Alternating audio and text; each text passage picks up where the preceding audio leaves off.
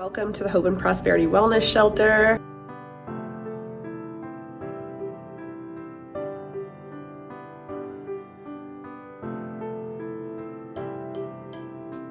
It is truly a blessing to work here. It's quite a different environment than we're used to, but it's really great giving an opportunity to people who don't normally get an opportunity, a second chance, a helping hand, a step in the right direction to people who are mostly looked over and identified as the invisible population.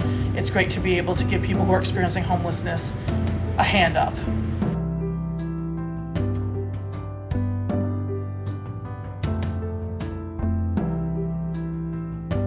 Where would you have gone had this place not been here? I'm not sure. Okay. How do you feel about it closing? I think it's sad.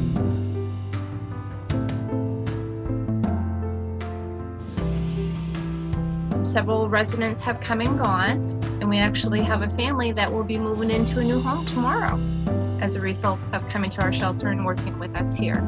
So that's exciting news.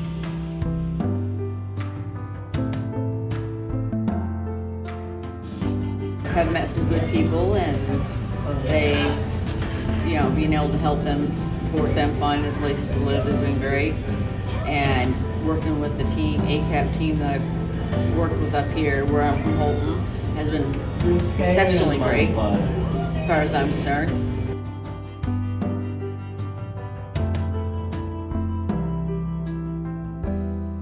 It has been a learning experience for sure. I haven't ever worked in something of this nature. I'm used to working with kids. Yeah. So it's all been a learning experience and learning everything. It's been fun. I like it.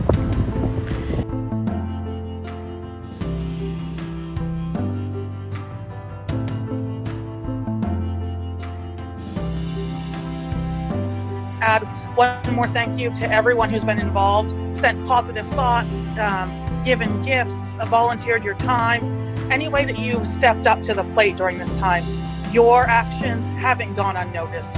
We are so deeply thankful and grateful for everything that the entire community together is doing. Without you, there's no us. So thank you from the bottom of our hearts.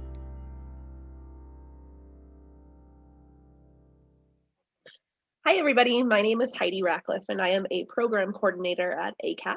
I've been with the agency for about 12 years now, and I have to say that I'm incredibly proud to be speaking to you all today because I am personally a previous FFA member for the Presque Isle chapter. So it is an honor and a privilege to be here to speak to you today in more ways than one. So I'll start off by giving you a little bit of history of ACAP and what it is that we do within the organization. So our organization was created in 1970s, and our whole purpose is to create a safe and warm environment in the community, and we fight emerging human needs. So we work primarily with those who are experiencing poverty or have gone through some sort of poverty, and we do everything in our power to try to get them to a better place in their life. Our programs consist mostly of whatever needs are happening in the community. And so we have various, I think at this point we have about 43 different types of programs within the organization that help either nutrition or housing or advocacy or fuel assistance, rental assistance. The sky is the limit. And we really do anything and everything that we can to help individuals around that. So it was probably about last year when we were approached to do an overflow emergency shelter for those who were affected when COVID first hit. And we did partner with Maine Housing and with the University of Maine at Presque Isle and took an entire gymnasium space and transformed it to an emergency shelter. From that experience, we housed 18 different individuals in Aroostook County. And during those 3 months, we were able to house 15 of those households. Every single one of them had their own victories, had their own plans. Our job was to simply work with them through the process and make sure that they knew that they were supported and had resources to get to where they needed to be. When people ask me about homelessness, I think one of the first things that I always say is homeless does not discriminate. It is literally, it affects every person regardless of gender, race, age, and typically when you think of homelessness, you can think of the movies. How does social media portray homelessness. And I'm here to tell you that it's exact opposite for the most part of that. In Aroostook County, homelessness is very different, but it very much so exists. It's just people that we know, people that you're walking down the street, and most oftentimes, you wouldn't recognize or realize that they were experiencing hopelessness. Most times, I'm always asked, how does someone become homeless or what happens? It takes one life event for things to change. It takes one situation for something to happen. We're all in the same situation. If we lost a job today, or if we lost our housing because of a fire, where do we go? What do we do? And so homelessness really touches many people. And I guarantee you, you all have known somebody that is homeless and just didn't realize it. So that's a little bit about homelessness, a little bit about our organization. We are gearing up for round 2. We are now providing a shelter at a different location this time in the community. We're actually providing it in a hotel. So we have a whole wing of a hotel. We have 10 rooms to provide individuals, and we are at almost capacity. We have 9 rooms filled right now. And I anticipate that we're going to go over a threshold and need more rooms because of the need right now. COVID, unfortunately, has really affected homelessness. Typically, in the past, people have opened their doors, and couch surfing is really popular in this area. So people will stay with friends or family members because they don't have their own residency. What we've determined is with COVID happening, a lot of resources and a lot of doors, that's not an opportunity for people. So we have more people now than ever experiencing homelessness because unfortunately the pandemic that is going around us. But we do have a shelter again. I'm currently in a hotel room actually right now, filming this little clip for you. Anxious to answer any questions you might have in the future. But to give you a little bit of a taste of kind of what it is that we experience, we did invite one of our coworkers. His name is Bo, and I am going to introduce you to him and have him tell you a little bit about his journey. Hi, my name is Bo Myrick. I'm currently employed through the Hope and Prosperity Center, which is a division of ACAP. A year ago, I was living in a homeless shelter myself.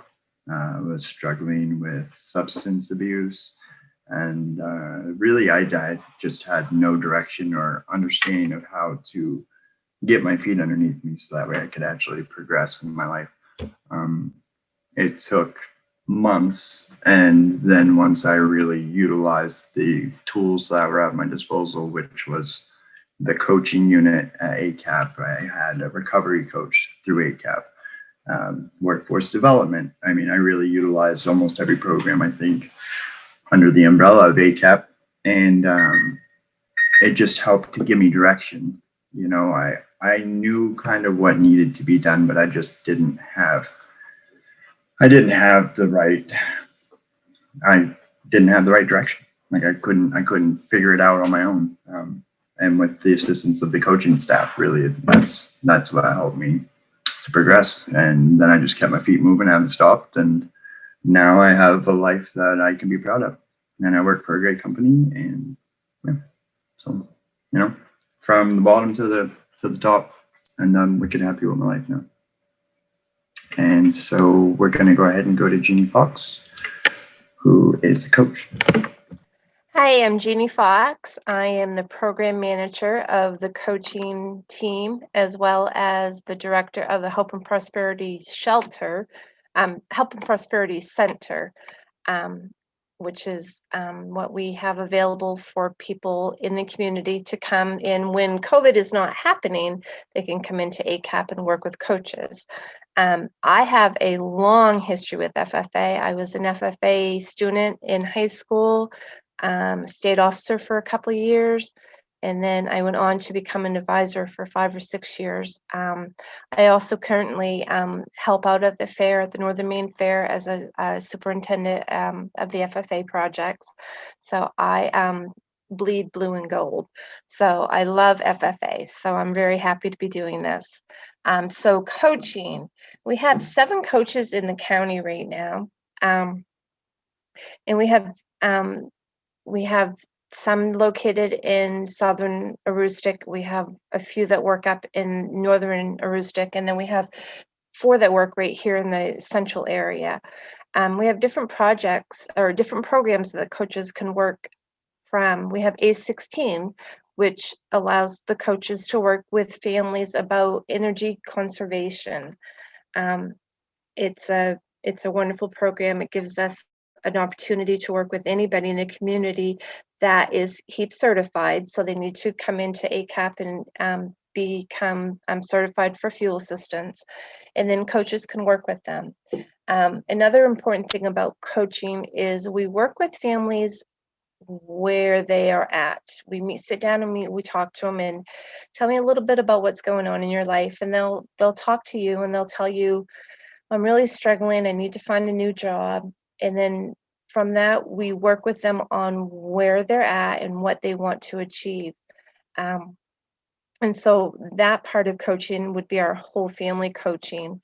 And that is offered to our families in our ECE centers, our early care and education centers. We currently have 237 families enrolled in our ECE family centers.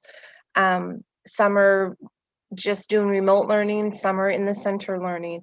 But we work with the families. Again, we meet them where they're at and we go from there. Because it's really important to realize that what somebody thinks you should be working on isn't really what you're ready to work on. It may be that you just need to get your car fixed right now. It's hard to think about getting a new job if your car really isn't really reliable. So that's what our family coaching can do, and we look forward to working with you guys in the future. Back to you, Heidi. So I would just say thank you so much for thinking of us. It is such a wonderful feeling to be thought of in the community and to know that we are doing good work and trying to help as much as we can. It makes it incredibly exciting when the community sees that and wants to be a part of some of the projects that we are working on. So looking forward to speaking with you all. I hope you come with lots of questions. We're very anxious to hear them. There's no question that is, if any questions you have, we're willing to answer them. I hope that you took some information and you can see a little bit more about what homelessness looks like in the community, what some of the services are that we offer, and from an individual who has actually experienced it and where he is now. It's about giving an opportunity and a chance for someone, seeing the person as they are, not at the situation that they're in. So thank you so much, and we look forward to speaking with you.